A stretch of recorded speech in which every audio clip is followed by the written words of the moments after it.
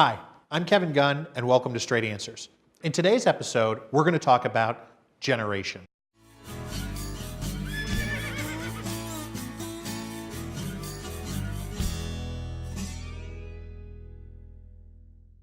We don't think very much about how our lights go on.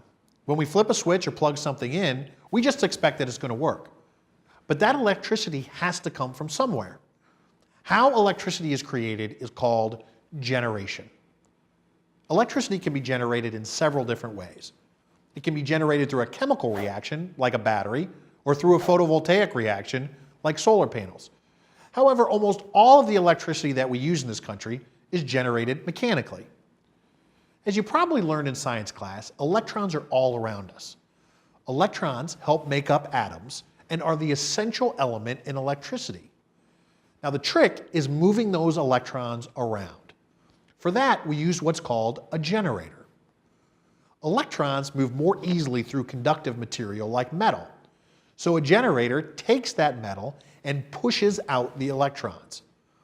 A generator simply uses a magnet to push those electrons through the metal wire. Now, one simple way to think about a generator is imagine it's acting like a pump pushing water through a pipe. Only instead of pushing water, a generator uses a magnet to push electrons along. Now, just like a water pump doesn't create the water that flows through it, the magnet doesn't create the electrons. It just pushes them to where we want them to go. Now, in order to get enough electrons to power our homes and offices, this has to be done on an enormous scale. While a typical light bulb is about 60 watts, a large generating plant can generate over 1,000 megawatts. 1 megawatt equals 1 million watts. That's a lot of light bulbs. So we use the giant turbines to turn the large magnets that generate electricity. A turbine looks simply like a large metal fan. Now, most large power plants use steam to turn the large blades of that fan, which then in turn turns the generator. To make the steam, different kinds of materials are used. In a coal plant, coal is pulverized into a powder and burned. A nuclear plant uses the reaction from radioactive material to generate heat. A natural gas plant often uses combustion from directly burning the gas itself to turn the turbine. But there's a special kind of gas plant called a combined cycle plant that uses both gas combustion and steam to drive their turbine. Geothermal plants use the heat of the earth to create steam, and in a biomass plant, organic material like crop waste is burned to generate heat. Two other ways of generation use the same concept but in a slightly different way. Hydro plants and wind turbines don't need steam to turn their turbines. In a hydro plant, like the Hoover Dam, water flows through the turbines directly as a liquid and not steam.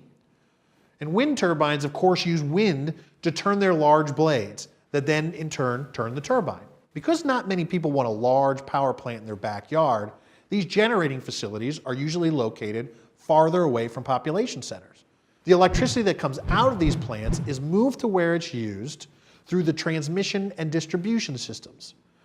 These systems are what allow the electricity generated from these facilities to be used in your home. We'll get into that in much greater detail in another episode. Now, your utility companies often use different kinds of generation in order to meet the demands of their customers, and in most cases, generate more electricity than their customers need. Most of these large generating facilities are also working 24 hours a day, 7 days a week, to make sure that you can continue to flip those switches or plug in at any time, day or night. Well, that's it for this episode. I'm Kevin Gunn, and we'll see you next time for more Straight Answers.